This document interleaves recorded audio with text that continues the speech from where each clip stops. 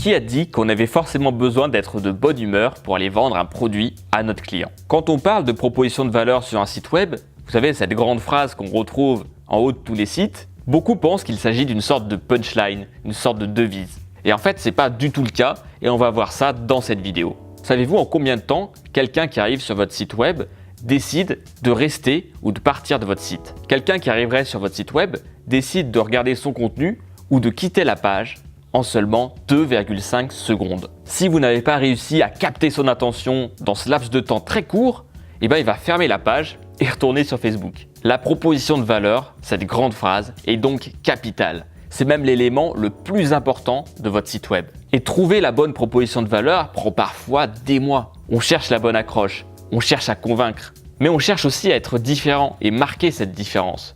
Et là est toute la difficulté de l'exercice. Si on est direct, on risque d'être banal. Si on cherche l'originalité, on risque parfois d'être illisible, voire même proche du ridicule. Si on n'en fait pas assez, l'utilisateur s'en va. Et si on en fait trop, on n'est pas crédible et l'utilisateur part quand même. Mais alors du coup, qu'est-ce qui est réellement important? Vous devez faire en sorte, premièrement, de capter l'attention du prospect pour qu'il lise ce que vous avez à lui dire. Et deuxièmement, et c'est peut-être le plus important, vous devez lui faire comprendre en quelques secondes ce que votre produit ou votre service va changer pour lui. Et l'exemple du jour est génial. Postmark vous rappelle les pires moments de votre journée. Plutôt que brosser ses prospects dans le sens du poil, ici Postmark va mettre l'accent sur ce qui énerve le plus ses prospects.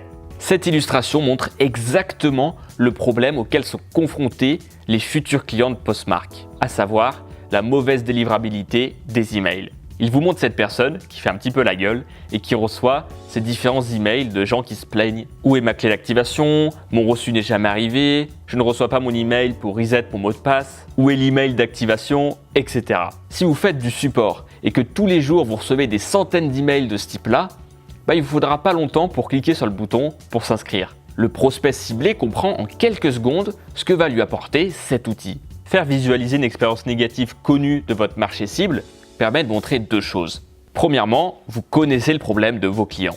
Et deuxièmement, votre produit a été conçu et étudié pour répondre à ce problème-là précisément. Comment est-ce que vous pouvez faire en sorte de montrer une situation négative que votre prospect rencontre régulièrement et montrer à quel point votre solution permet de résoudre ce problème-là?